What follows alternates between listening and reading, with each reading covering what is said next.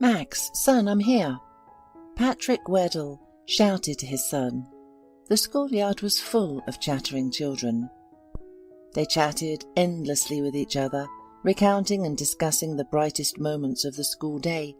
The bright blue uniform and almost indistinguishable leather bags made the children alike, to such an extent that Patrick could not always immediately determine where his son was among the sea of first graders.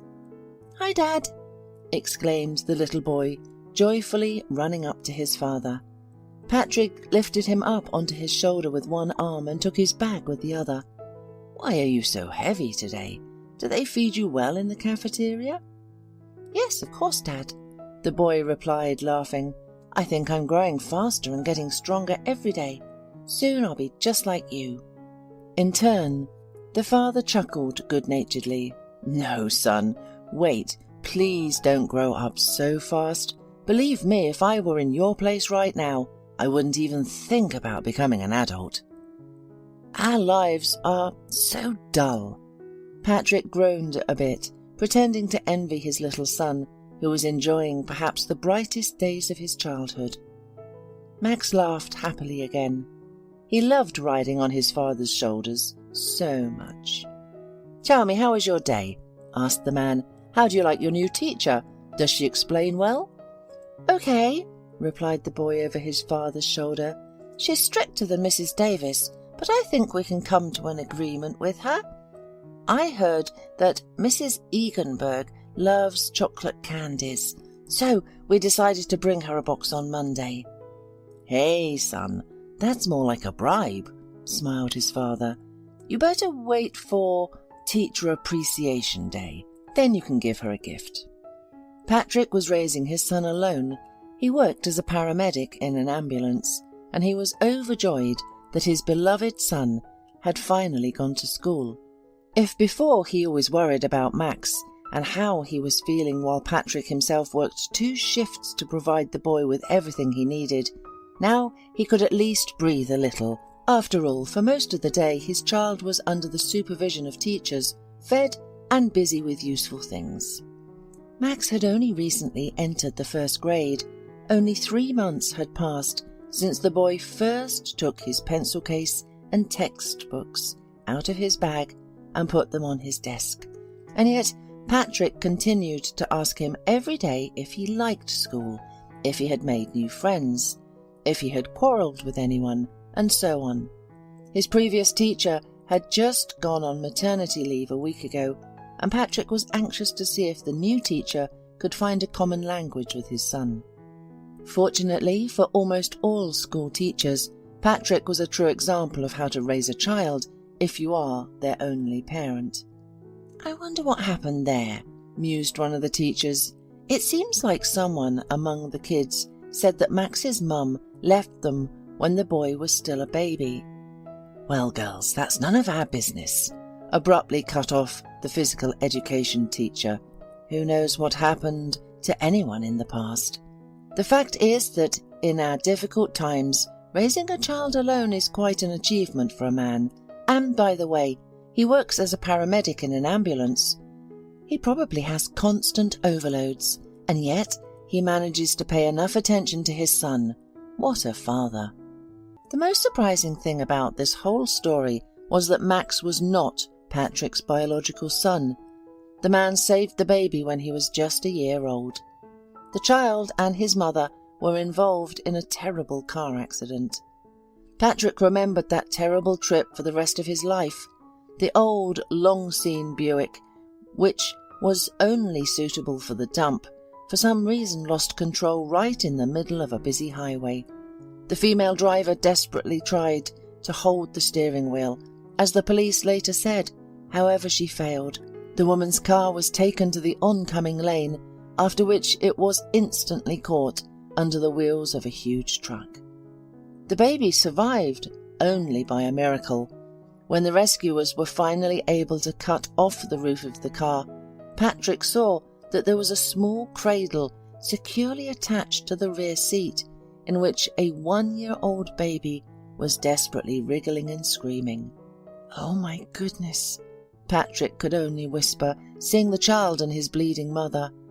Julia, the unfortunate young woman, weakly moaned and tried to keep the blood from pouring from a huge torn wound on her thigh. "The femoral artery is damaged," Patrick shouted to his assistant at the time. "She needs to be released from this iron trap urgently." Together with the rescuers, Patrick helped free the lower half of the woman's body from the steel clutches of the partially crushed car. Due to the shock, Julia was conscious all this time. However, further assistance unfortunately did not help. In a short time, the victim lost too much blood, and the paramedics did not have time to take her to the hospital. "My child, my Max," she whispered, using her last strength to appeal to the ambulance doctors. "Please don't let him die." "Calm down, please," Patrick replied, understanding that his words were more for comfort than encouragement. Everything was bad. "Your child is alive and hardly injured. We'll arrive at the hospital soon. You'll have surgery and you'll be with your Max again." "No, I know I'm going to die soon. I'm ready for it. But my son, promise me you won't let him die." Julia's chest rose for the last time. Then she let out a convulsive sigh and fell silent forever. "We did everything we could," the second paramedic said sadly, then looked at his wristwatch and quickly said, "Time of death, 12:05. "All right, Patrick, don't worry like that. I understand that losing a patient is always difficult. Believe me, we all feel the same way. Now all that remains is to pray that her little boy can handle this terrible turn in life." "Yes, I understand all that," answered Patrick. However, in his heart, it was as if huge black gates had opened, releasing coldness and emptiness. Patrick had been working for 5 years, and no one had ever died on his shift. The man always fought for his patients until the end, no matter how difficult the situation. But Julia became the first person to literally die in his arms, even if it was in an ambulance. Patrick glanced at little Max, who was held in the arms of the nurse in the front seat. The man's heart was filled with sorrow for the little boy left without a mother. He himself could not say exactly where he got this strange feeling, as if it were he who had to take care of the son of his deceased patient. Patrick had been married for nearly 4 years, but his wife Kristen refused to even consider having children. "I'm too young to think about having kids, and what will become of my figure? You don't think I'm going to give up my career as a ballerina just because you feel like playing with a little living thing? If you really want to show some care, show it to me. We haven't been to the sea for 2 years, and you promised me a fur coat. Look, all the girls at the theatre are laughing at me." Kristen worked at the theatre as a dancer in the Corps de Ballet. Although Patrick sincerely believed that his wife's achievements in academic dance were quite modest, Kristen thought she was the future Marie Tolchief, which caused serious arguments between them. Patrick loved his wife sincerely, but he wanted to have a full-fledged family, while Kristen was solely focused on her career. "Kristen, dear," her husband tried to persuade her, "you know I've always been your biggest fan. But isn't it time to face the truth and understand that it's better for you to give up these attempts to build a career in the theatre? You know, I'm genuinely happy that you're so supportive of your art, but you're not 18 anymore, not even 20. "And so what?" his wife protested loudly. "You're suggesting I give up everything and stay home like some broody hen?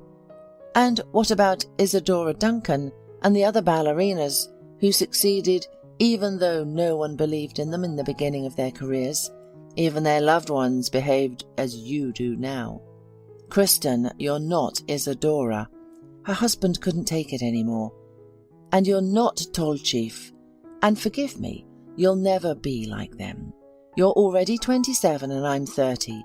We're adults who got married to start a family. Do you understand? A family. Not like this, where the husband tries to earn money from morning until night and the wife stays at the theatre day and night." "Patrick, how dare you?" his wife protested. I'm a ballerina, a child of the air and light. And you'll never understand that." With these words, Kristen always demonstratively threw herself on the bed, wringing her hands, and wept inconsolably. She used to do it so masterfully that Patrick had only to put up with her relentless desire to become famous in the field of ballet. However, he had tried different ways to approach the issue. He hinted at her teaching and suggested that if she couldn't make it in ballet, their charming daughter could fulfill her mother's dreams. But it was all in vain. Patrick seemed to be talking to a stone wall that cared about nothing but itself. On the day they took little Max to the hospital, Patrick knew he had to help him somehow. When he later learned that the boy had no family left, as his mother had grown up in an orphanage and never knew her parents, the man decided to adopt Max, even against his wife's protests. "Have you completely lost your mind? I don't understand you," Kristen said. "Why did you make the decision for both of us, and behind my back? What if I don't want to raise this child? Did you ever think of that? After all, I don't have time for this." "Kristen, that's enough." Patrick slammed his fist on the table. "I'm tired of having to adjust my entire life to your stupid desires. You're my wife, and it's time for you to give birth to our child, and if you don't want to ruin your figure, then we'll adopt Max.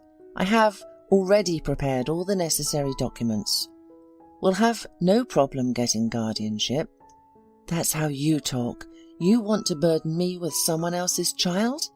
You're a great husband, no doubt," said the young woman, crossing her arms over her chest and scowling. "Kristen, you're saying that because you haven't seen him yet," he tried to explain more gently. "When you see this little baby, I'm sure you'll love him like your own right away. I'm offering you a real life, a real family. Don't you want that, even for me? Okay, but keep in mind that this child will be on you. Got it? I'm not going to participate in this circus. God, I should have left you a long time ago. You're completely obsessed with your theme of children lately. And what do you suggest? Give the poor baby to an orphanage? Aren't you ashamed to even think of such a thing? His mother was from an orphanage. It's the worst fate for a child. What could be worse?" Patrick tried to reason with his wife. "Oh, Patrick, you should have gone to the theatre as an actor." She rolled her eyes. "So what if he grows up in an orphanage? Thousands of kids grow up like that and nothing happens. Then they become decent people. It's not the 19th century. Nobody is whipping them there." Kristen stopped in the middle of her sentence because she caught her husband's gaze. She had never seen so much icy anger and determination in his eyes before. "That's it, Kristen. The issue is closed. We're adopting the boy, and we'll raise him together. Period." Kristen was initially afraid, but then she just sneered at him. "Well, since you've decided that way." Saying this, she silently left the room. All further actions regarding the adoption of the boy went quickly, and just a month later, Patrick and Kristen were already considered Max's official guardians. However, Patrick's wife openly disliked her foster son. Everything related to taking care of the boy fell entirely on Patrick's shoulders. Kristen didn't approach Max when he cried. She approached him only after a scandal with her husband, who sometimes couldn't even stand after work, so exhausted he was. She didn't prepare his formula, nor did she take him for walks. Instead, she preferred to spend all her time on suddenly frequent ballet classes and at the theatre. Honestly, her goal was to turn her husband's life into a real hell, so he couldn't bear it and gave the little boy back to the orphanage.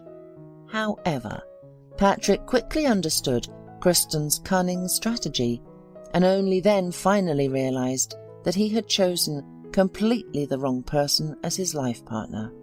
6 months later, their relationship finally cracked. The spouses almost stopped talking. Patrick had to bear twice as much, as he had no one to share his grievances and heartache with. His father died 2 years ago, and his mother died when he was only 16. At work, he never admitted what a difficult person his wife was all this time. It was too shameful to talk about it, because he had always praised her in the eyes of his colleagues and positioned her as an extremely creative and vulnerable person. As it turned out, Kristen didn't waste any time either, and found herself a new admirer who apparently appreciated her uncomplicated dancing skills. She began openly dating a certain businessman behind her husband's back, and later confessed everything to him. With pride, she demanded a divorce. "As you can see," she said then, "there are still real men in the world who value beauty and women in their lives, primarily the sense of beauty. That lightness and grace of spirit that only a real muse can offer." "Kristen, oh my God, do you hear yourself?" Patrick asked her incredulously, rocking little Max in his arms. "What nonsense are you talking about? What muse? Have you completely lost your mind with this vulgar passion? That's you, a vulgar, down-to-earth person who is only fit to save unknown people all his life on his miserable ambulance. While Graham is the most talented businessman, he will turn me into a real star, as you'll see. I just came for my things. I'll send you the divorce papers through a lawyer. Ciao." Sending her ex-husband an air kiss, Kristen went to the bedroom to pack the necessary outfits for her trip. Her new admirer promised to take her to Paris, so Kristen was full of brilliant plans and hopes regarding this romance. Patrick did not particularly resist the divorce. He had long realized that there was nothing left between them that would bind them together. And as bitter as it was for him to admit it, not even to himself, probably nothing had ever bound them together. He honestly wanted to create his own big and loving family, and the young shy ballerina seemed to him to be the perfect option at that moment.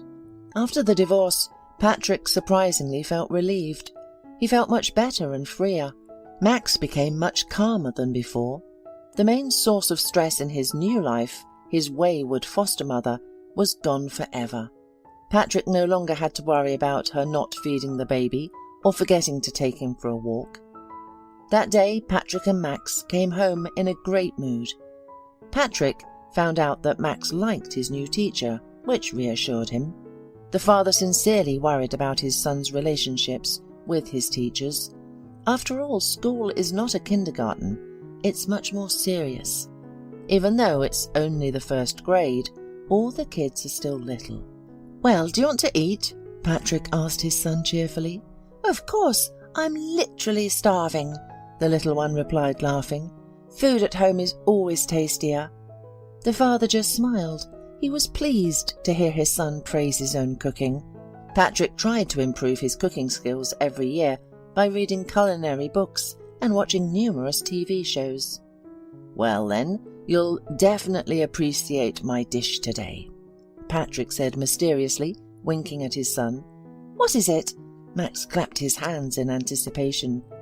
"This is pea soup with bacon and also blueberry pie," Patrick said with all the aplomb he was capable of, stepping away from the stove and showing his son a large pot of fragrant broth and a beautifully sliced pie on a plate. "Wow!" the boy exclaimed sincerely. "I can't wait to try it." To father's great joy, the child happily ate a whole bowl of soup and a piece of pie. After that, Max rested a little, watched cartoons, and then was about to start working on his homework when a surprised exclamation came from his room. "Dad!" his son called. "I think I'm in trouble." "What's wrong?" Patrick asked anxiously, entering the room. The boy showed his father a school bag. "These aren't my things," the boy said, blushing. "What do you mean they're not yours?" His father frowned. "I think I accidentally took someone else's school bag instead of mine. I didn't do it purposefully, I swear," the boy said, folding his hands in a gesture of apology. The father hurried to reassure him. He knew that little children are still quite disoriented in space, so they can easily confuse each other's things. Especially in the first months of school, everything seems similar to them, including the uniform and almost identical school bags. It's okay, Max, don't worry. Just please be more careful next time when you're taking your things, okay? Patrick asked. Of course, Dad, I'm sorry, his son reassured him. But how am I going to do my homework now? In response to this, Patrick smiled and said, You'll make it in a clean notebook, and tomorrow, let's show the teacher everything and explain the situation. Let's see, what was the last thing you were assigned in school diary? The owner of this portfolio must have a diary and textbooks too. You're a genius, Dad, the boy exclaimed sincerely. Then there was a beautifully designed pink diary with an image of a shimmering fairy pony. Oh, so this is Amy Robins' school bag, the boy exclaimed, then slapped himself on the forehead. Of course, we sat together in our environmental studies class. She was speaking with other girls, and I was putting everything in my school bag when Tommy Nelson distracted me. I must have taken her school bag by mistake. Well, we figured it out. Patrick nodded and carefully took out all of the girls' necessary textbooks from her school bag. Now get to work. Just be careful. These are her things. His son assured him that everything would be fine, but Patrick had no doubt about that. Max had always been responsible and very proper at the age of 7, so he already had an idea of other people's property and how to handle it carefully. Suddenly his father's attention was drawn to something sticking out of the inner pocket of the portfolio. It was a corner of a small photograph that the girl apparently kept inside her pocket of her bag as a talisman. Pulling on the smooth corner of the photo, Patrick easily pulled it out, but in the next second he froze, as if struck by a powerful electric current. The photo showed Julia, the same woman who died in a car accident under the wheels of a huge truck. But how? How was that possible? Patrick looked closely at the face in the picture. There could be no doubt the same blue eyes, the same wavy ash-blonde hair. Only the hairstyle in Julia's mysterious photo was somewhat different, but everything else. Of course, Patrick could be wrong. So many years had passed. However, the face of the person who had died, practically in his hands, would inevitably be etched into his memory. And besides, he always had a photographic memory for faces. Turning over the photo, the man was even more surprised. Judging by the date, the photo was taken 1.5 years ago. That is, it could not possibly belong to Max's deceased mother. But then who was this mysterious stranger? Dad, are you okay? His son asked him. Why do you look so scary? No, everything's fine, Max, the man hurriedly reassured his son, at the same time hiding the photo in his pocket. Probably my head just got dizzy. Sometimes it happens to adults. It will pass by itself. Poor Daddy. Max touched his father's forehead with his little hand and shook his head disapprovingly. You're always tired at work, so you'll get sick sooner or later. Patrick just smiled gently. The attempt of his son to show care was so charming that the doctor realized once again that he could not even imagine what his life would be like without Max.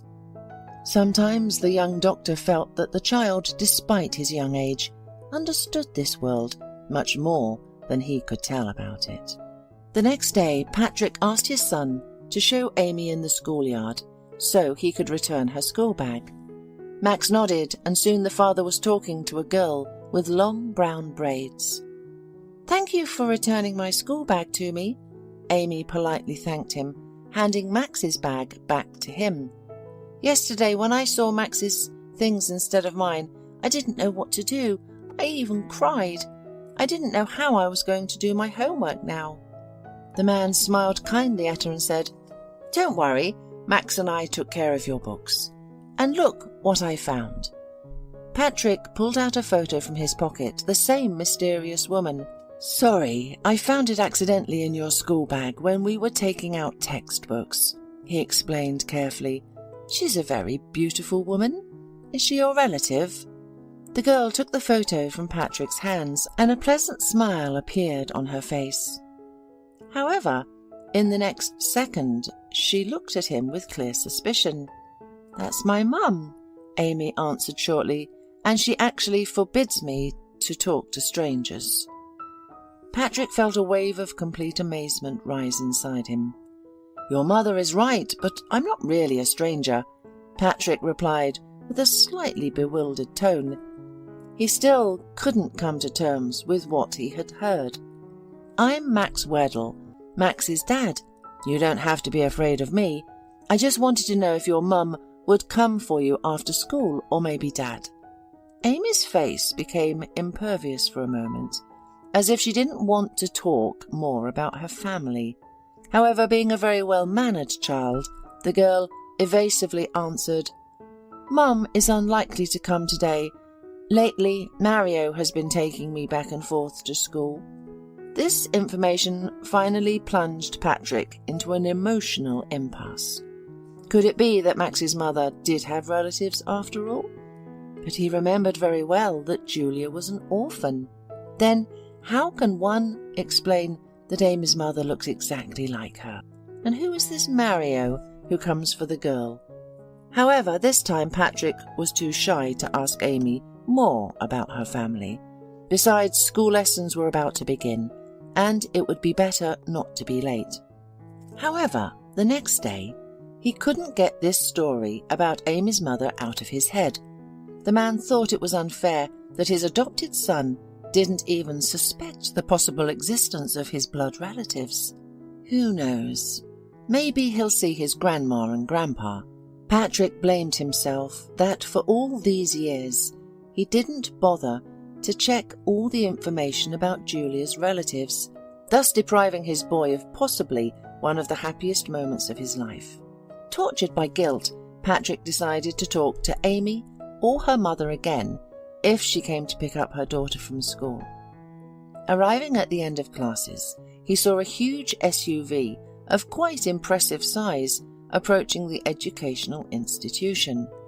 A tall, athletic-built man jumped out of the car, looking like some kind of boss. The expensive business suit, although it fit him very well, still looked as if this person put it on more to create a corresponding impression about himself, rather than because it was actually comfortable for him. After a few minutes, Patrick saw Amy approaching the man's SUV. Obviously, this is the Mario that the girl was talking about, he thought to himself, and risked approaching the owner of the prestigious car. "Good day," Patrick politely greeted. "Excuse me, I really need to talk to you." "What do you want?" "What do you want, man?" The man surprisingly rudely replied. "Can't you see I'm picking up my kid from school? I don't have time for you right now." Patrick was surprised by the rude conversation style of this stranger businessman. However, he tried to remain composed. "You see, our children recently mixed up their school bags, and in Amy's I accidentally found a photo of her mother. I wanted to know about her because many years ago—" The man stopped listening and turned to Amy, demanded in the same manner that Amy get in the car and sit there quietly. Then he turned to Patrick and, taking a few steps toward him, literally hung over him. "Hey, you! Why are you attached to my family? I suggest you leave here nicely right now and never come near my daughter again. Do you understand? And keep in mind, you better not anger me again. Otherwise, I can't even complain about you. I'll say that you're hitting on my Amy, and then no one will bother to understand what and how. They'll call the police, and they'll lock you up for about 15 years. Well, am I clear?" Shocked by such rude behaviour, Patrick nevertheless decided that he was probably wrong to bother strangers by meddling in their business. However, he was not going to humiliate himself in front of this strange guy either. "I understand you," Patrick replied, sweeping Mario's hand off his chest. "Just keep your hands to yourself." What did you say? The brazen man stretched out and, quickly looking around unnoticed, pushed Patrick with his stone shoulder. Stay away from us, and your neck will be intact, he added, and then with an important look sat behind the wheel of his car. Patrick looked at Amy through the half-tinted glass. For a split second it seemed to him that fear flashed in her eyes. Only the girl quickly turned away from the window, pretending to be interested in something in her own school bag. Patrick liked the whole story less and less. Also, his intuition loudly suggested to him that Amy could not be this Mario's daughter. A month later, Patrick noticed that Amy was still being picked up by the SUV with the unpleasant businessman. The man could only guess where the girl's mother was in this case, and then one day Patrick saw how Mario, without hesitation, publicly began to shout at the child. How many times have I told you? You have to wait for me at the gate so I can pick you up, and we can leave immediately. And where have you been wasting so much time again? Don't shout at me, please, Amy timidly replied, tears welling up in her eyes. I just went to chat with the girls, but it was only for a minute. A minute, you little idiot? Because of you and your minute, I'm now late for an important meeting. The man exclaimed angrily. Serious people are waiting for me. What am I supposed to tell them now? Look at me when I'm talking to you. The businessman roughly yanked Amy's arm, and she began to cry softly, wiping her reddened eyes and tear-wet face with her little fist. Please don't shout at me, please. Instead of answering, Mario pulled the child again, making the little girl bend down in front of him. He whispered something in her ear, which made Amy abruptly stop talking and look at her guardian with an expression of undisguised horror on her face. Only God knew how much Patrick's hands itched at that moment. He wanted nothing more than to jump out of his own car and teach this scoundrel a lesson. The man had practically raised his hand against the child. At the same time, he understood perfectly well that openly confronting this scoundrel now would only harm the unfortunate little girl even more. Who knows what this brute had in mind? At that moment, bitter as it was for Patrick to admit, he couldn't take such a risk. He was finally convinced that there was definitely something fishy about this story. Patrick decided to take a different approach. The next morning, when he was seeing his son off to school, he quietly stopped Amy when there was no threatening car nearby and delicately asked, Amy, wait a minute, please. Did you have a fight with Mario yesterday? Sorry, I just saw how strangely he was acting towards you. Amy turned pale as if she had seen a ghost and then quickly shook her head so that her braids literally flew around her thin face. No, Mr. Weddle, you must have been mistaken. Are you certain? Patrick frowned. Yes, the girl nodded, but from her eyes the man guessed that he was right. It was my fault. He always asks me to leave through the main exit, but That's no reason to shout at you like that. But that's no reason to shout at you like that. Patrick protested in a low voice. You know, Max and I have different situations too, but I never allow myself to treat him like that. It's just wrong, to be honest. Instead of answering, Amy just lowered her big light blue eyes. Amy, but still, where is your mum? Patrick tried to ask his main question again. She's at home, but she can't go anywhere right now, the child evasively replied, cautiously looking around as if someone could overhear them. Patrick frowned again. Well, at least the situation has started to clear up a bit. Amy, do you or your mother need any help? Patrick asked carefully, hoping that the girl would understand him correctly. I could come over to your place this weekend. Max and you could play together. Of course, that is, if your mum and Mario allow it. At the mention of Mario, fear once again froze in little Amy's eyes.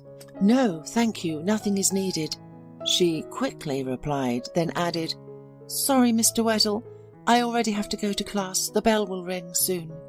Amy ran off towards the school, leaving Patrick alone to ponder the information he had just received. In the end, he decided to figure things out on his own.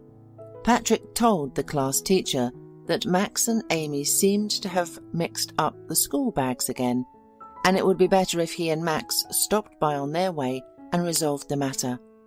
The teacher gave the right address, and Patrick went straight to it. In his happiness, the owner of the beautiful mansion was not at home at the moment. Patrick determined this by the absence of his massive SUV next to the entrance gate. Amy opened the door for him. "Hello, Amy," Patrick said encouragingly. "I was just passing by and decided to visit you and see how your mum is doing." Amy carefully looked out from behind the guest's back and, making sure that her guardian's car was nowhere to be seen, let him inside. "Please come in," the girl said politely. "My mother is lying in her room right now. She's very sick." Patrick followed her and saw a pale and very thin woman lying on a high bed in front of him. Nevertheless, the man's amazing guess was confirmed. Amy's mother was an exact copy of Julia, the biological mother of his adopted son, Max. He understood that such a coincidence could not be just a chance. "Good evening," he said, entering the room. "My name is Patrick Waddell. I am the father of your daughter's classmate, Max." "Hello," Amy's mother said weakly. "I am pleased to meet you. Amy has told me a lot about Max, and about you too. My name is Lisa Robbins. I'm sorry I can't offer you any tea, because I've been feeling worse and worse lately. I'm afraid I don't have much time left." The woman closed her tired eyelids and sighed spasmodically. "I'll go put the kettle on, Mummy," said little Amy, looking at her mother first, then at the man, and left the room. "You are raising a beautiful daughter," Patrick sincerely praised the girl. "I'm overjoyed that they became friends with my Max. Amy is so focused, serious, just what is needed to ground my little dreamer." A weak smile appeared on Lisa's face. She was pleased to hear good things about her daughter. "Thank you," the woman replied. "Yes, Amy has always been like that since childhood. I'm raising her alone. My parents and husband, they died 6 years ago. They were flying on a business trip to Hong Kong. Their private plane crashed. Later, rescuers were able to find only the approximate location on the map where the plane with my loved ones sank in the ocean." Lisa brought her hand to her face and wiped away a small tear that rolled down her cheek. "Amy and I just happened to stay at home. My daughter got very sick. That's why we didn't fly anywhere. Who knew it would turn out like this?" Lisa sobbed. "If you only knew how much I miss them, especially now, when I am possibly—" The woman did not finish her sentence and buried her face in her hands. "I beg you, don't cry," Patrick said, trying to comfort Lisa. "I apologize for the delicate question, but may I ask what your diagnosis is?" Lisa looked at the man with a slightly puzzled expression. "It's all right, I'm also a paramedic," the guest explained. "The thing is, Amy told me about your condition. That's why I came. Maybe I can help you with something." Patrick noticed that there was almost no medicines on the table next to the patient, only a glass of cold tea and a box of some herbal mixture. This seemed strange because Lisa had enough money, judging by her luxurious house, to provide herself with full-fledged treatment for any illness, even the most severe. "I don't think you can help me in any way," Lisa said, shaking her head. "Mario already brought one doctor to me. After the examination, he diagnosed me with inoperable cancer. The only thing I can be happy about is that Amy got enough of the inheritance to live. Mario promised to look after her." How brave she was to say goodbye to life, being confident that her daughter would be properly cared for, Patrick thought. He simply could not let this woman die, especially like this. What the hell is going on here? Suddenly a wild roar was heard behind the door. "Oh, Mario, you've come!" Lisa exclaimed, putting her hand on the blanket. "Mario, this is Patrick, the father of Amy's classmate. Here, he came to visit me. He is also a doctor. Can you imagine?" Patrick turned around and saw the bloodshot eyes of Mario staring at him like a bull. "Yes, we already know this freak," Mario rudely threw at him. "I didn't understand, Patrick. Am I speaking unclearly? Can't you understand that approaching my woman and her daughter is forbidden to you? Don't you have your worries? Why don't you go and save your pensioners and drunkards from heart attacks?" However, Patrick was also not a pushover and was not going to endure insults from this loafer so easily, even though he had a high opinion of himself. "That's right, I work in an ambulance and I'm proud of it," he calmly replied. "And why do you allow your woman to lie here and wait for death calmly? Lisa has told me that she has an incurable form of cancer, according to some incomprehensible doctor.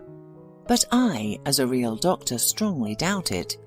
It seems to me, Mario, that you are deliberately waiting for her to die. And you want to get access to her money through her daughter. You are just a scammer."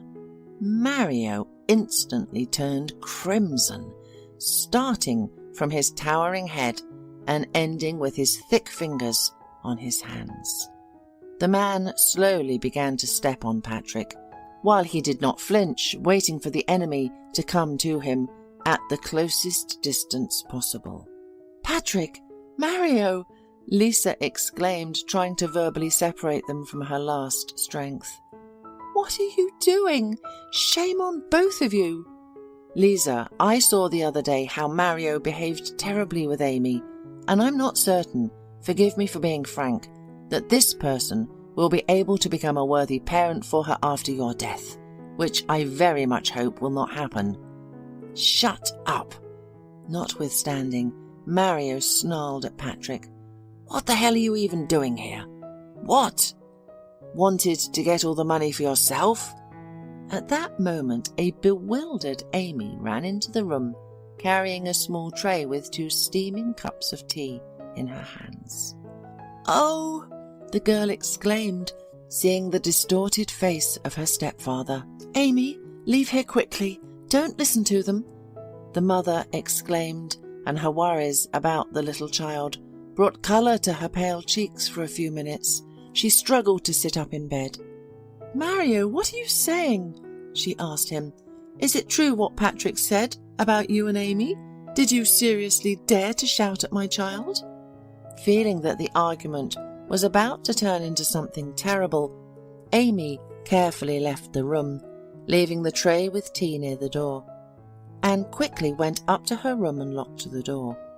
"Lisa, my sunshine, of course he's lying," growled Mario, looking at the guest. "Let's have you lie down quietly and rest. Why do you need extra stress? And I'll handle this scoundrel now." As soon as he finished the last sentence, Mario immediately pounced on Pat. However, the ambulance doctor, although he did not look like an athlete, was far from weak, as it might have seemed at first glance. In his spare time, Patrick was fond of gymnastics. He did 40 pull-ups and even knew some techniques from Eastern martial arts, so he never had any problems with his muscular corset. Grabbing the bulky hulk by the shoulders, Patrick, like an avid torero, skillfully managed to bend him thanks to the force of inertia towards his knee, after which he delivered a quite tangible blow to Mario's eye. However, he was also ready to fight to the end, and so he literally lifted Patrick off the ground.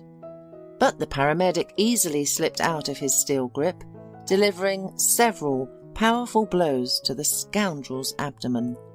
"Stop it! Enough!" Lisa shouted at them. However, the men just moved further away so that she wouldn't accidentally get hurt. They fought for a couple of minutes with all their might, and when Patrick began to win decisively, Mario preferred to retreat with the words, "You'll still answer for everything, you scoundrel. I won't let it go. Keep in mind, my guys will find you quickly, and your puppy too. You won't be able to gather your bones later. I swear by mine. Just try it," Patrick promised him in a cold voice. "I can call the police right now. Prove later that you didn't threaten me." Mario tried to leave the room, and at that moment he stepped on the very tray with hot tea that Amy had left. "What the hell?" His cry could be heard by Lisa and Patrick. "Oh, you little mutt!" It seems that at that moment, Mario scalded his leg. "Mario!"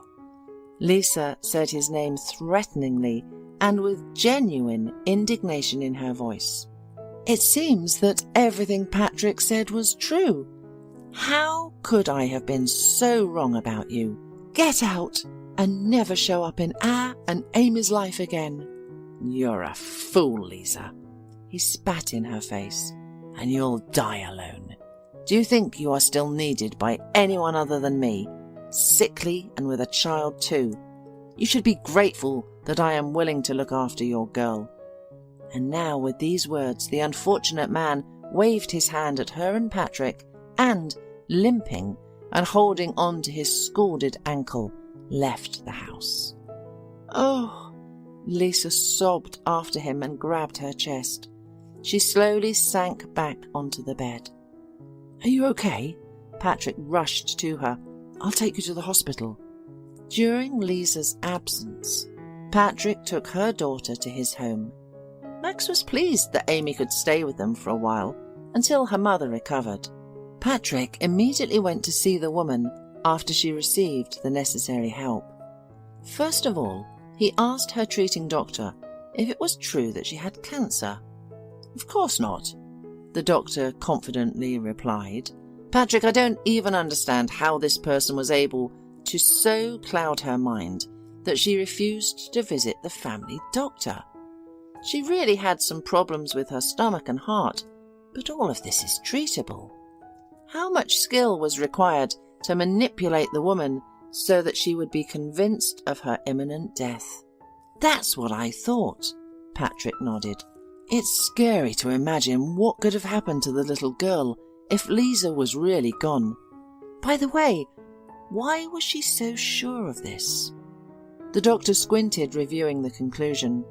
"Not without reason, yet in her blood we found a potent heart medication that could cause sudden cardiac arrest if the dose was exceeded. Apparently, this scoundrel regularly put medicine in her food or water so that the effect he needed would come as soon as possible." Patrick clenched his fist with force. "Don't worry, the worst is already behind us." His colleague patted him on the shoulder. "Patrick, you practically saved this patient's life. If it weren't for your intuition, who knows how it could have ended?" To be honest, Patrick didn't even think about it. From the shock he had experienced, he did not even immediately remember that he wanted to ask Lisa if she ever had a sister. After all, Max's mother died 7 years ago, and now he needed to solve the mystery of this old secret. Later, when Lisa was on the mend, Patrick explained the whole situation with Max and his mother to her. "Lord, but I've always been sure that I was the only one from my parents." Lisa was shocked to her core. Returning home from the hospital, she immediately broke off all relationships with Mario. As she later told Patrick, she met Mario on a dating site, and he quickly gained her trust and was able to charm her. Apparently, when he found out about her money, this cunning plan matured in his head. Fortunately, this scoundrel will not bother Lisa anytime soon. Taking the doctor's conclusion about the attempted poisoning, she wrote a statement to the police, and the investigation was in full swing. She also hired the best private detective in town, who was able to find out that Lisa and her sister Julia were once admitted to an orphanage together. However, the cunning director, wanting to extract more benefits from the twins, placed them in different families. When you were born, your parents were wealthy but unfortunately childless, the detective told Lisa when they met in his office. The Robins dreamed of having a child all their lives, but they were never able to have their own. They tried all possible options until they finally decided to turn to the orphanage. They even paid the director to speed up the adoption. From the moment the documents were submitted until you were placed in your new family, it only took a couple of days. That's amazing, the woman agreed. And what happened to my sister? Lisa asked. Unfortunately, life was not as kind to her as it was to you. The detective sighed sadly. Julia McCarty was adopted by a new family but was returned by her unfortunate parents after just a few months. She lived her whole life in the orphanage and worked the toughest jobs. But I must say, she still hoped for something better. Really? Patrick asked bitterly. The detective nodded. He discovered that Max's biological father of the boy apparently left Julia and the child almost immediately after his birth. However, the woman still remained optimistic. She planned shortly before her death to invest heavily in repairing her old Buick in order to then work on it as a taxi. Oh my God, Lisa whispered. Just think how much inner strength my sister had. By bitter irony, on the day of the accident, Julia was driving the car to the car service, the detective continued. She took the little one with her simply because there was no one to leave him with. And unfortunately, that terrible car accident happened.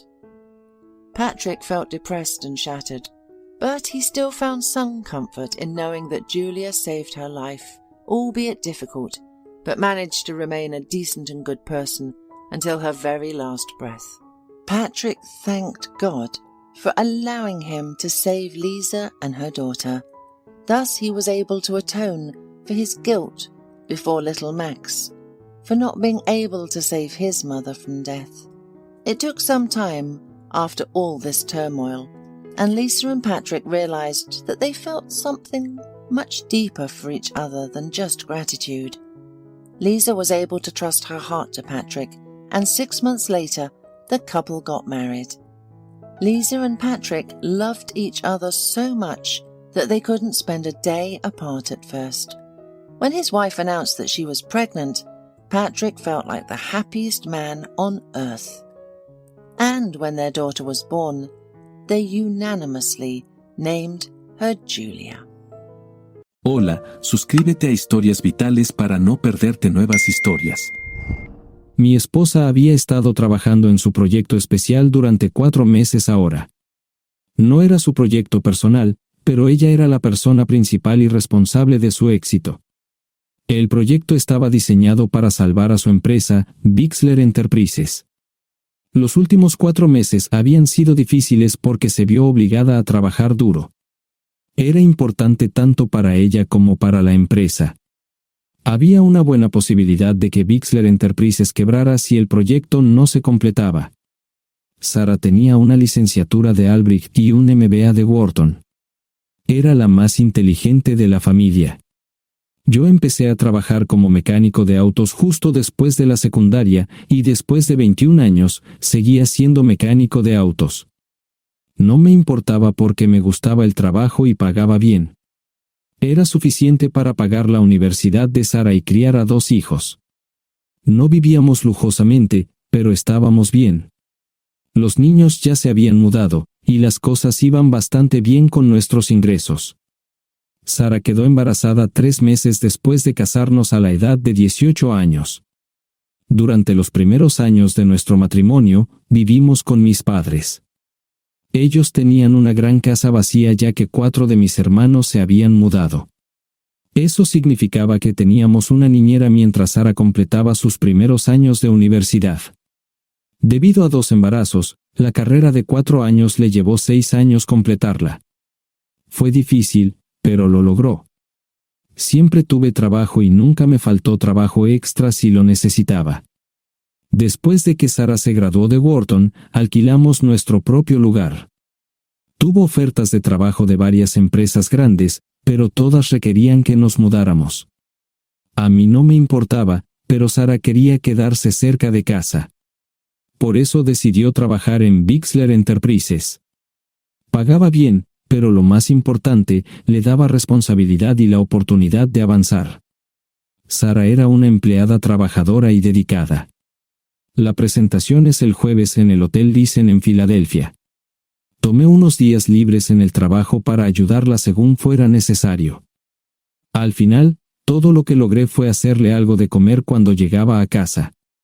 No sabía nada sobre su trabajo, ni tampoco quería saber. Los negocios corporativos de alto nivel me aburrían. Empresarios de Europa, Asia y América del Sur venían aquí, la empresa pagaba sus boletos de avión y proporcionaba habitaciones en el Hotel Dicen mientras estaban aquí. Era caro como el infierno, y por algunas cosas que Sara había dicho, la empresa estaba sobreestimando sus finanzas. Su presentación era importante para ella, para la empresa y para más de 200 empleados. Hasta el martes por la noche, todo iba bien. Sara llegó a casa con un traje nuevo, un traje gris con una blusa blanca. Desplegó todo lo que necesitaba en la cama de la habitación de invitados. Cuando se trataba de la limpieza de la casa, ella era normal, pero cuando se trataba del trabajo, era meticulosa. No entendía por qué necesitaba sacar su ropa interior de lujo, pero no dije nada. Además de su traje para la presentación, tenía varios vestidos de cóctel lindos para eventos sociales antes y después del evento. Siempre había evitado tales eventos, pero me sentía obligado a ir con ella si ella quería que lo hiciera. Me agradeció la oferta, pero dijo que no era necesario.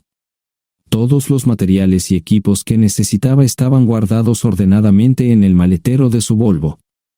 Antes de salir del trabajo, ella misma conducía el coche para asegurarse de que todo estuviera en perfectas condiciones. Tenía todo el día miércoles para prepararse y toda la noche del miércoles para socializar con sus invitados. Sara era tan buena en lo que hacía que sentía que habría sido mejor si simplemente me hubiera mantenido alejado de ella. Finalmente, había terminado. Lo había revisado y vuelto a revisar todo. Todo lo que necesitaba ahora era una ducha caliente y una buena noche de sueño. Supongo que mi error fue que empecé a revisar sus cosas después de que Sara comenzara a ducharse. Pensé que estaba ayudando, pero resultó ser lo contrario. Estaba moviendo cosas en la cama cuando un pequeño sobre blanco cayó del bolsillo lateral de su bolso de maquillaje. Una carta de una farmacia, pero no del tipo que solemos usar. Dentro había 10 pastillas. No tenía idea de qué era, Pren, y las instrucciones eran confusas. Si es necesario, tomar una pastilla y luego una segunda pastilla 12 horas después. Pensé que podría ser algo que ella había conseguido para la ansiedad o los nervios, pero las instrucciones no tenían sentido. La receta estaba escrita a su nombre el lunes. Volví a poner el sobre en su lugar mientras ella terminaba de ducharse. Decidí que quería saber más sobre Pren antes de contarle sobre ello. Por supuesto, si lo mencionaba, significaría que estaba revisando sus cosas. Odio los dilemas. Mientras Sara se preparaba para dormir, fui a nuestro ordenador doméstico y busqué. 10 minutos después, me uní a mi esposa bajo las sábanas. Pasé toda la noche despierto, preguntándome por qué mi esposa había recogido una receta para la píldora del día después, especialmente después de que me hicieran una vasectomía hace 10 años. A la mañana siguiente, me levanté temprano, pero no estaba descansado. Di un largo paseo, esperando que despejara mi mente. Me dirigí hacia casa con reticencia, temiendo lo que podría hacer o decir cuando llegara allí. Mi hijo Joe se unió a la Marina después de la escuela secundaria y estaba en su primer año en San Diego. Nuestra hija Gloria se casó con su amor de la infancia el año pasado y acababa de mudarse a Dallas. Eso dejaba solo a Sara y a mí. Echaba de menos a los niños, pero esperaba envejecer con mi esposa. Ella era la única mujer que me había interesado, Y ahora todo estaba. Si Sara estaba teniendo una aventura, lo ocultaba bien. Por supuesto, nunca la vigilé. Nunca miré sus correos electrónicos o llamadas telefónicas. No tenía razones para hacerlo. No tenía forma de saber qué estaba haciendo en el trabajo o después del trabajo. Confiaba en ella completamente. Ion, ¿dónde demonios has estado? ¿Quieres huevos o algo? No, solo café. No me sentía con muchas ganas de hablar. ¿Qué pasa, cariño? Solo son 3 días. Puedes venir si quieres, pero te aburrirás como una ostra. No, realmente no quiero ir, pero odio dejarte sola. Me preocupo cuando no estás aquí. Es muy dulce, querido, pero estará bien. No voy a salir del hotel en todo este tiempo. Pasaré la mayor parte del día asegurándome de que la sala de conferencias esté lista, y esta noche tendré una agradable charla con nuestros posibles clientes. Mañana, probablemente ni siquiera tendré la oportunidad de ir al baño. Llegaré a casa lo más temprano posible el viernes, te prometo un gran fin de semana si sabes a lo que me refiero. Todo eso suena bien, pero no puedes culparme por preocuparme. Soy un mecánico de autos, y tengo una esposa hermosa y exitosa. A veces tengo la sensación de que estás menos interesada en mejorar nuestra situación familiar que en avanzar en tu carrera. Detente, maldita sea, Ion. Siempre he respetado lo que haces para ganarte la vida y nunca he insinuado lo contrario. Criaste a 2 grandes niños y me pusiste a través de la universidad. Eres un gran esposo, un gran padre y un buen proveedor, y nunca olvides eso. Terminé mi café mientras ella recogía la mesa. ¿Quieres que te llame? No, no es una buena idea. Tendré el móvil apagado, y voy a apagar el teléfono de la habitación por la noche para poder dormir. Te llamaré siempre que pueda. La ayudé a cargar el coche, era tan meticulosa con eso como con todo lo demás. Trabajando, le llevaría 3 horas llegar al Hotel Thyssen. Me quedé en el porche y la vi marcharse. No me molesté en preguntarle por las pastillas. Pasé el resto de la mañana en el porche. No recuerdo haberme preocupado tanto como ahora. Me sentía pequeño e insignificante. Me sentía fuera de mi liga. Era un tipo de pueblo con un trabajo mediocre y una esposa exitosa. Era una combinación equivocada. Debería haberlo notado antes. Me sentía estúpido. El mejor traje que tenía era una chaqueta azul y un par de pantalones. Al menos tenía algunas corbatas, aunque tenían 10 años de antigüedad. Acababa de terminar de vestirme cuando sonó el teléfono fijo. Oye, cariño, solo quería avisarte de que llegué bien. ¿Tuviste un buen viaje? Supongo que el tráfico no estaba demasiado denso. Estuvo bien. Te llamaré esta noche. Ahora tengo que irme. Estoy en la habitación 714, Sara. Puedo estar en casa de mis padres o en la de mis hermanos esta noche si quieres llamarme a mi móvil. De acuerdo. Suena el teléfono móvil. Te quiero, tengo que irme. Me tomé mi tiempo para llegar a Filadelfia. No fui directo al Thyssen, primero me detuve y compré un filete con queso. Prometí hacer una larga noche. No estaba seguro de qué iba a hacer. Estacioné en el garaje del hotel y simplemente esperé. Tarde o temprano, tenía que entrar en el hotel. Simplemente no podía decidir cuándo hacerlo. El sonido de mi teléfono celular me ayudó a tomar mi decisión. Ion, solo quería avisarte de que todo se ha arreglado. Ahora voy a bajar para encontrarme con algunas personas y cenar.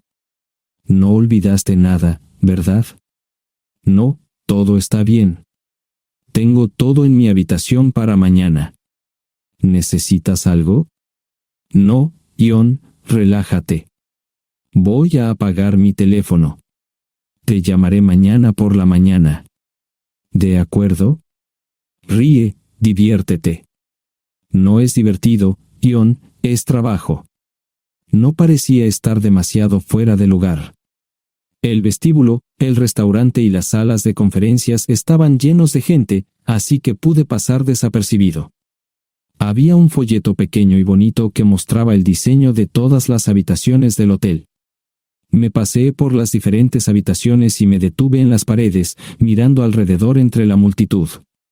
No tenía ni idea de qué haría si Sara me veía. Lo averiguaría si y cuando eso sucediera. Encontré un tablero de eventos que enumeraba todas las habitaciones que estaban siendo utilizadas por los diversos grupos. Bixler Enterprises no tenía habitaciones disponibles para el miércoles por la noche. Esto me pareció interesante. Sara había dicho que no iba a salir del hotel, pero ahora no estaba tan seguro de eso.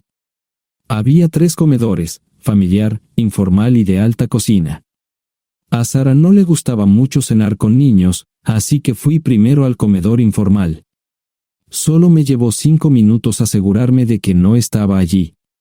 Tuve mejor suerte en el salón gourmet, era una acogedora mesita encajada en la esquina, el tipo de mesa que la gente reserva para tener un encuentro privado. Sara llevaba un vestido de cóctel negro con un escote pronunciado y perlas, se veía elegante y su acompañante parecía apreciarlo. Conocía a algunas personas con las que trabajaba Sara, y él no era una de ellas. Me resultaba familiar, pero no había forma de que pudiera recordarlo. Había muchas sillas libres, así que no tuve problemas para cruzar la sala. Había velas y pequeños candelabros de cristal en las mesas. Apagué la mía y le dije al camarero que me molestaba por el glaucoma. Pedí el plato de pollo de siempre y me acomodé. El camarero me sirvió el café por tercera vez. Disculpe, el tipo en la mesa de enfrente me parece muy familiar. ¿Sabes quién es? Sí, ese es Malcolm Eugene Foote. Es miembro del Consejo Municipal, se espera que se postule para el Congreso en los próximos años. ¿Es esa su esposa con él? Es muy bonita. No, esta es la primera vez que la veo. Siempre usa esa mesa para señoras especiales, si me entiende. Simplemente le sonreí y pedí la cuenta. Nunca había visto a Sara tan sensual con un hombre antes. Parecía captar cada palabra que decía, como si fuera Dios o algo así. No estaban haciendo nada inapropiado, pero tampoco era platónico ni profesional. Cuando me fui, estaban terminando su segunda botella de vino. Ahora entendía por qué se había llevado su lencería elegante. Me acomodé en una esquina del vestíbulo para que no me vieran. 10 minutos después, salieron del restaurante. Ella le tomaba la mano mientras caminaban por el vestíbulo hacia el ascensor. Observé cuidadosamente los indicadores de piso. Que el ascensor se detuviera en el tercer piso era una buena señal, significaba que no lo había llevado a su habitación. Era una mala señal cuando el ascensor no llegaba al 7º piso, significaba que ella fue a su habitación. Por si acaso me equivocaba en algo, me senté en el vestíbulo y observé el ascensor durante 1 hora. La gente entraba y salía, pero Sara no estaba entre ellos. Saqué mi maleta vacía del coche y me dirigí al mostrador de recepción. Aunque podía demostrar que era su esposo, me costó trabajo conseguir una tarjeta llave. Se dieron después de llamar a la habitación, pero nadie respondió. Finalmente, estaba en camino a la habitación 714 con la tarjeta llave. Ni siquiera encendí las luces al principio, simplemente me senté en la oscuridad de la habitación durante más de 1 hora. No fue difícil asegurarme de que no regresara a la habitación. Primero, empacé todas sus ropas y pertenencias personales. No dejé nada atrás. Revisé el paquete de Preven, todavía quedaban 10 pastillas en el tocador.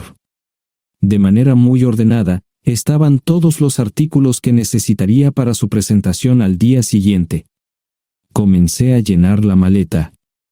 Había 24 carpetas promocionales especialmente encuadernadas y otras 20 carpetas regulares, todas ellas fueron a la maleta.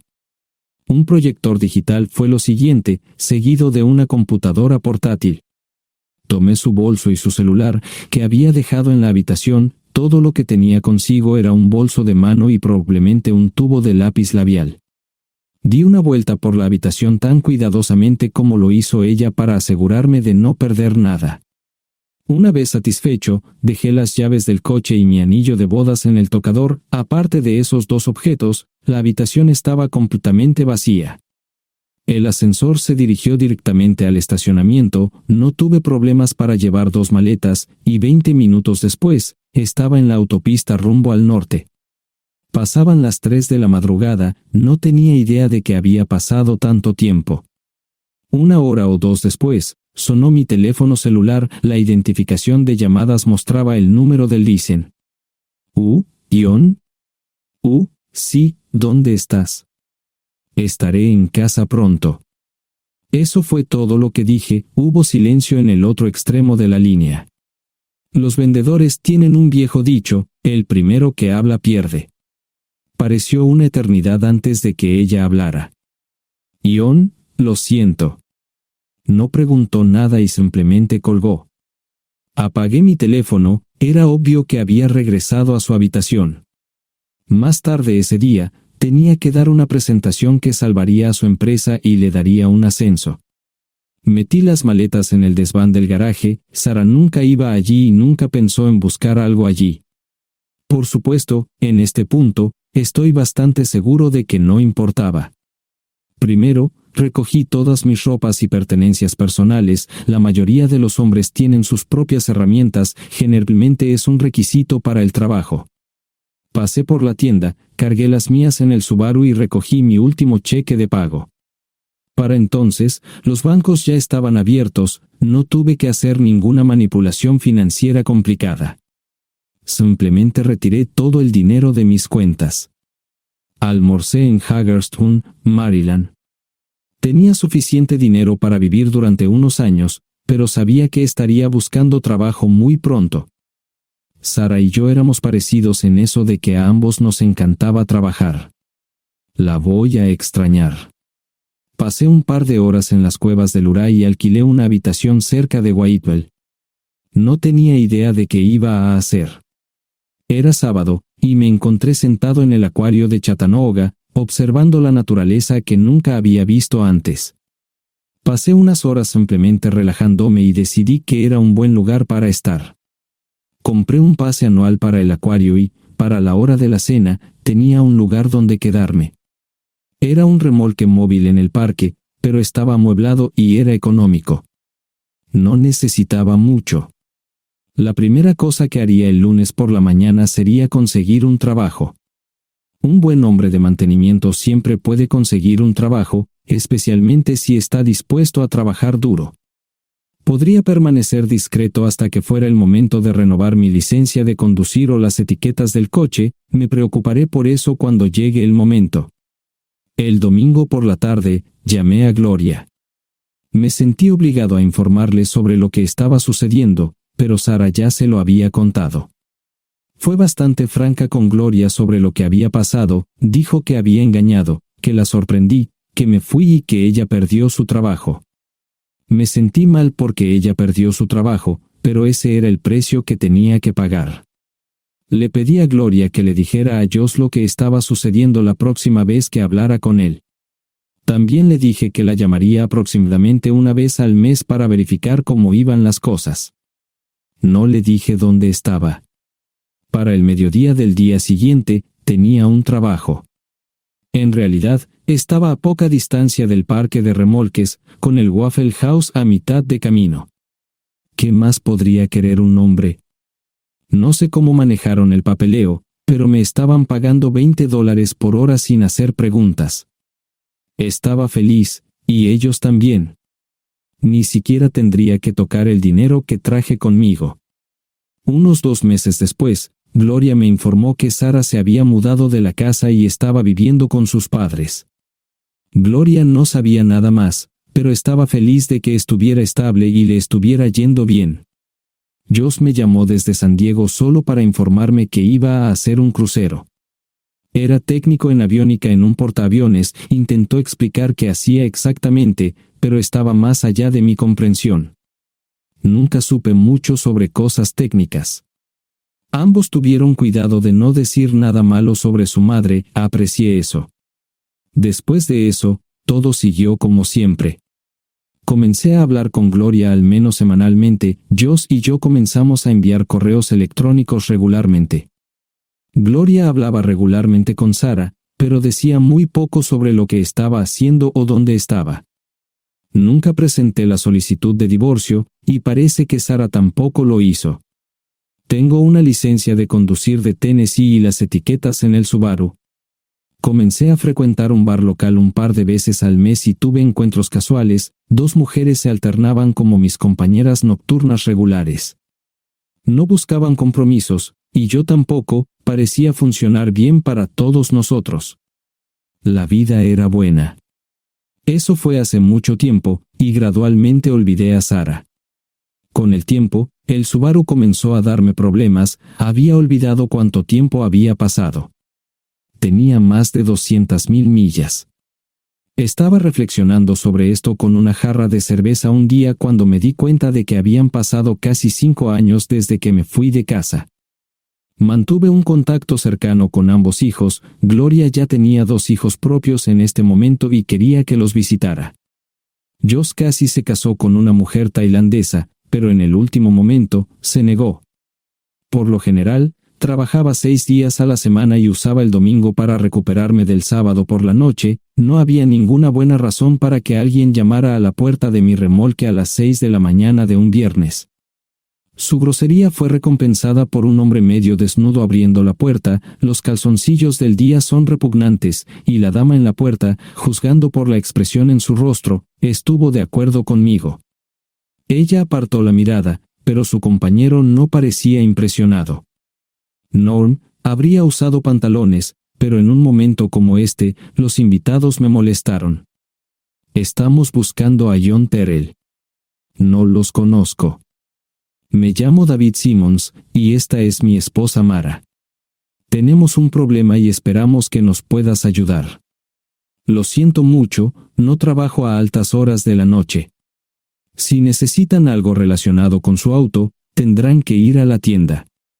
Esto provocó varias miradas en blanco y finalmente una respuesta. No tiene nada que ver con tu trabajo, es más un problema personal. ¿Podemos entrar? El interior del remolque lucía desordenado, rara vez tenía invitados, así que rara vez lo limpiaba. Incluso mis novias insistían en que fuéramos a su lugar. Hagan como en su casa, déjenme ponerme los pantalones enseguida. Al entrar en el dormitorio, dejé la puerta abierta solo para mostrarles lo hospitalario que soy. También me puse una camisa. ¿Les gustaría tomar café? Solo tomará unos 10 minutos. Aparté algunas cosas del sofá para que pudieran sentarse. No hubo respuesta a la pregunta del café. Tenemos una hija adoptiva de 4 años y otra de 2 que necesita un trasplante de médula ósea, y esperamos que nos puedas ayudar. Estamos dispuestos a pagarte si es necesario. ¿Con mi médula ósea? No, queremos usarla y estamos dispuestos a compensarte por cualquier inconveniente. Creo que quieren comprarla. Estaba actuando como un listillo, y de repente me di cuenta de ello. Estas personas eran serias, tenían un problema real y estaban buscando ayuda.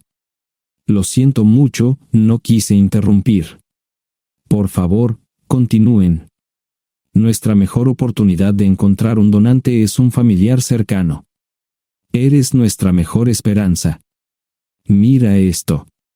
No quiero ser un grosero, pero creo que se equivocaron de persona. ¿Cuándo nació su hija? Cumplirá 5 años en julio. Marche Simmons habló por primera vez, y sonó sincera. Odio ser el portador de malas noticias, pero me hice una vasectomía hace 15 años. No hay forma de que pueda ser su padre. ¿Por qué tu nombre estaba en el certificado de nacimiento? No puedo responder eso, tal vez deberían preguntarle a su madre. Esa afirmación fue recibida con silencio. Sentí pena por estas personas, pero no sabía cómo ayudarles. ¿Cuál es el nombre de la madre? Sara Lise Terrell. No encontraba las palabras. Tal vez no debería haber tomado esas malditas pastillas de ella, por supuesto, entonces esas personas no tendrían una hija en absoluto. Todo lo que pensaba que había superado el dolor, y aquí está de nuevo, viejos recuerdos de mi esposa teniendo relaciones sexuales con ese maldito político de Filadelfia. Estaba empezando a olvidarlo todo, y ahora estaba de vuelta. Maldita sea. Ahora entiendo y pido disculpas por mi grosería e insensibilidad. Haré todo lo que esté en mi poder para ayudarles. En primer lugar, porque no puede Sara hacerse un trasplante de médula ósea. Médicamente, no puede. ¿Por qué no? Es madre, tiene que ser una donante adecuada. Ella es una donante adecuada, pero está demasiado enferma. Los médicos se negaron siquiera a considerar utilizarla. ¿Enferma de qué? Está muriendo de insuficiencia hepática. Le quedan menos de 6 meses de vida. Esto no tiene sentido. Siempre ha estado perfectamente sana. Además, no creo que un hígado enfermo le impida donar médula ósea.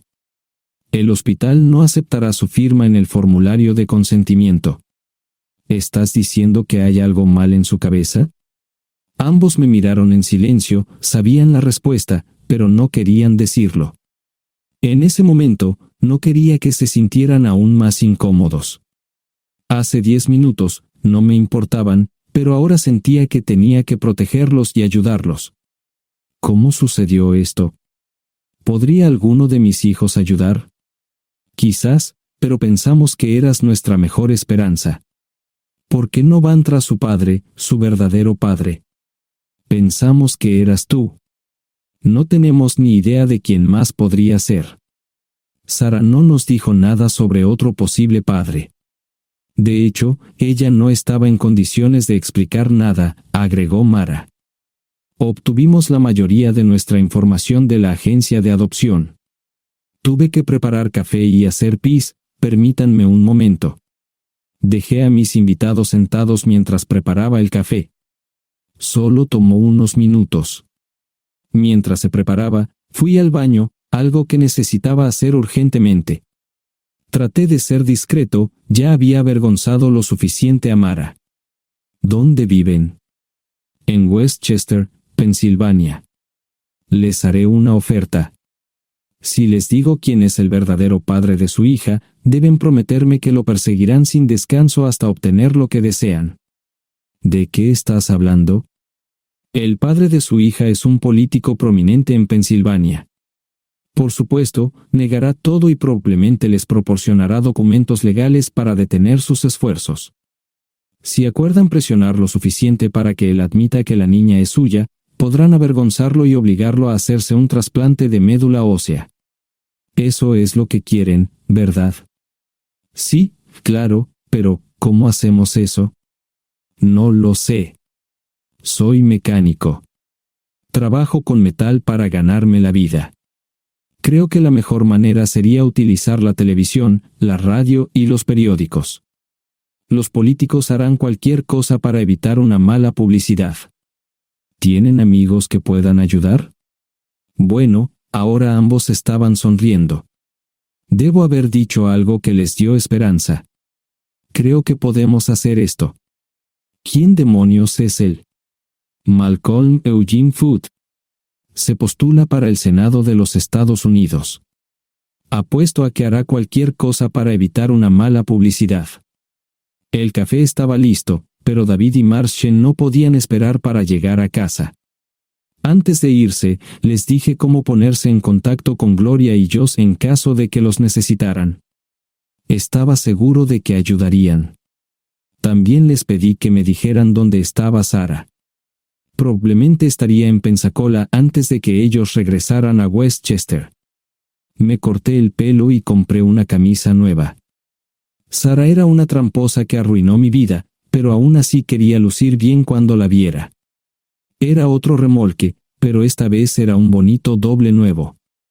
Allí estaba su Volvo con una llanta desinflada y un parabrisas roto.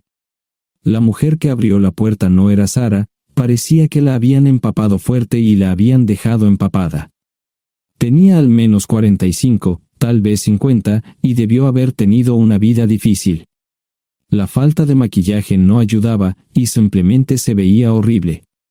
No tuve la oportunidad de abrir la boca. Caray, si no es John Terrell. Nunca esperé verte aquí. Tuve que usar la vieja línea, me estás poniendo en desventaja. Sherry Hart. Pasa, entra. ¿Quieres una cerveza? No, pero gracias. Estoy aquí para ver a Sarah. Sherry cruzó la habitación y se detuvo en el buffet del comedor. Aquí está, John. Mírala todo lo que quieras. Su mano señalaba una urna de latón que estaba en el centro del buffet vacío. Supongo que llegué demasiado tarde. No me moví, solo me quedé mirando el contenedor frente a mí. ¿Puedo tomar una cerveza ahora? Sarah se mudó a Pensacola después de dar a su bebé en adopción. Compró el remolque con el dinero que recibió de Bixler Enterprises después de que la despidieron. Tenía una participación en las ganancias, 401k, y vacaciones y días de enfermedad. Eventualmente, consiguió un trabajo en una fábrica local de prendas de vestir donde trabajaba en el departamento de envíos. Allí fue donde conoció a Sherry. Sherry alquilaba una habitación de Sarah. Cada centavo que Sarah ganaba iba para el alcohol.